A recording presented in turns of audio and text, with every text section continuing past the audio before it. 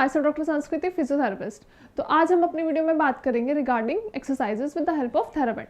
Basically paralysis के patient, stroke के patient TheraBand की हेल्प से एक्सरसाइजेस कैसे कर सकते हैं, ये आज मैं आपको अपनी वीडियो में बताऊंगी।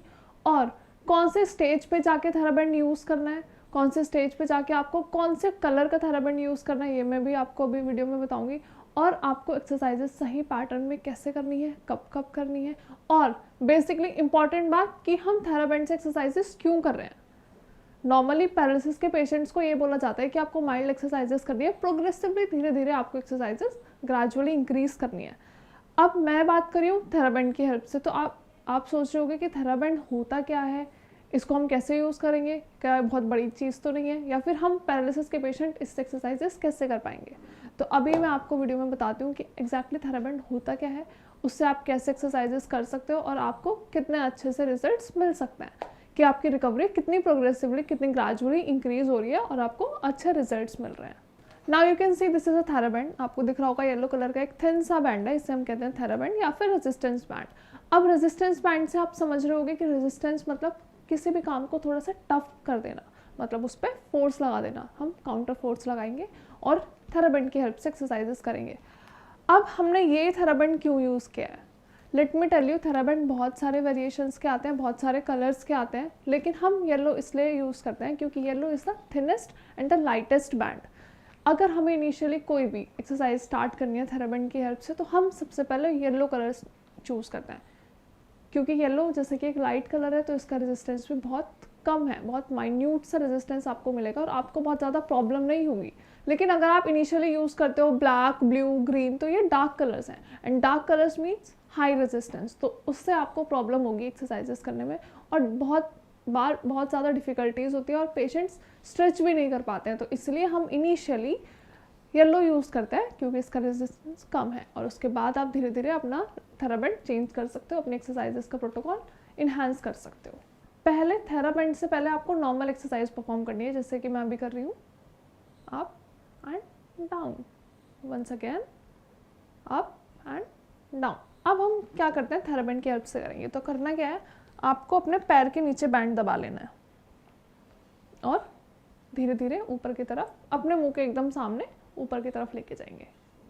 टफ होता है इनिशियली, पेशेंट्स के लिए डिफ़िकल्टी हो सकती है, लेकिन पहले बैंड को लूज छोड़ के आप धीरे धीरे स्ट्रेच कर सकते हो, लाइक दिस एंड रिलैक्स। अब हम होल्ड भी कर सकते हैं, जैसे कि ऊपर लेके गए 1 2 3 4 5 and relax. Now again up 1 2 3 4 5 relax. ये जो हमने परफॉर्म किया दैट इज शोल्डर फ्लेक्शन। हम अपने हाथ को आगे की तरफ लेके गए, तो हमने कौन सी मूवमेंट करी, फ्लेक्शन। अब हम बात करते हैं अबडक्शन। तो अबडक्शन क्या करना है, अबडक्शन मतलब अपने हाथ को अपनी बॉडी से दूर लेके जाना। अबडक्ट मतलब दूर। तो अब दूर कैसे लेके जाओगे आप, नॉर्मल सिंपल हम ऐसे लेके जाएंगे and relax. Now again once more. ये आपको बिना थेराबैंड की करनी है ताकि थोड़ा सा अवेयर हो जाओ कि एक्सरसाइज एग्जैक्टली करनी कैसे है। रिलैक्स। अब थेराबैंड की हेल्प से कैसे करोगे, अगेन अपने पैर के नीचे दबाना है बैंड एंड स्ट्रेच करना है,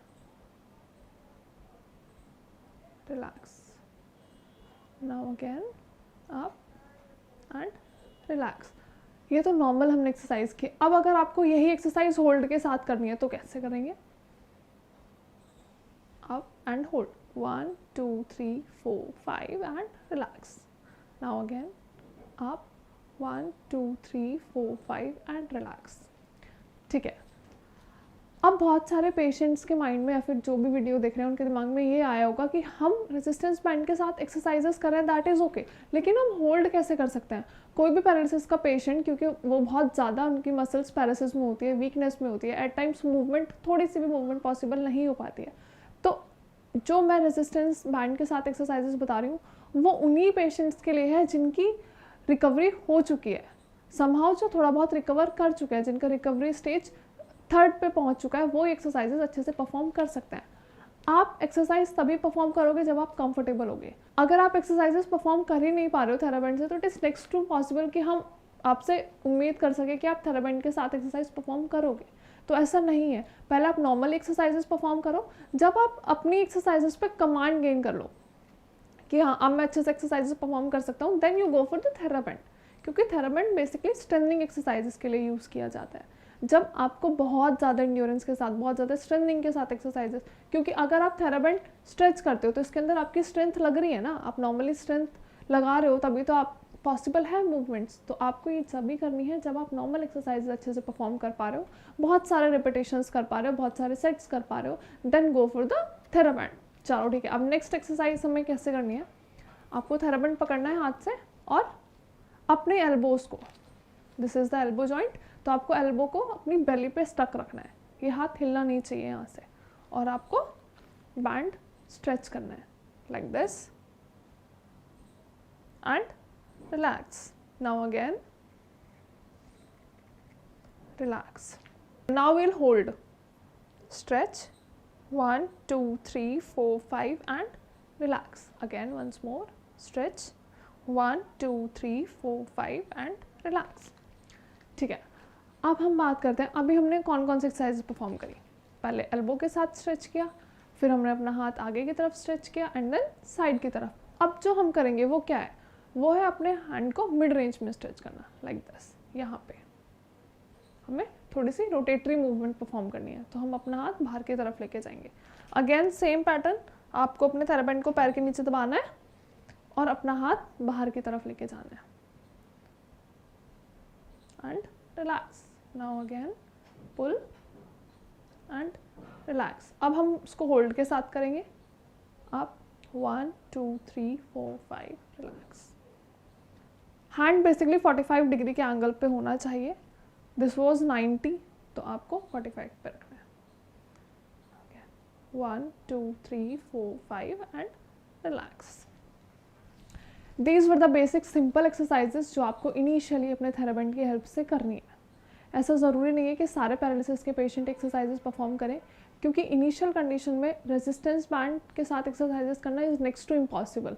तो आपको जो एक्सरसाइजेस करनी है पहले नॉर्मली करनी है। नॉर्मल रेंज ऑफ मोशन की एक्सरसाइजेस जब आप अच्छे से कर पा रहे हो, मतलब आपके नंबर ऑफ सेट्स इंक्रीज हो रहे हैं, आप नंबर ऑफ रेपिटेशंस अच्छे से परफॉर्म कर पा रहे हो, then go for the TheraBand.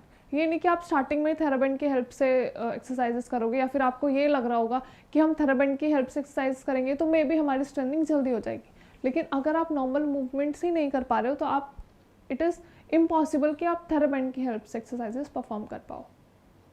ये जो भी मैंने एक्सरसाइजेस बताएंगे आपको इनको सेट्स में परफॉर्म करना है, एक सेट में 10 रेपिटेशंस करना है, और जैसे जैसे ग्रेजुअली आप कर पाओ तो आप अपने रेपिटेशंस और सेट्स इंक्रीज कर सकते हैं।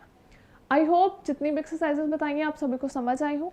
अगर वीडियो के रिगार्डिंग कोई भी क्वेरी है या फिर आपको और कोई एक्सरसाइजेस परफॉर्म करनी है या जाननी है तो आप कमेंट सेक्शन में भी अपनी क्वेरी मेंशन कर सकते हो, या फिर आप डायरेक्टली हमें इस नंबर पे कॉल कर सकते हो जो आपको स्क्रीन पे फ्लैश हो रहा है।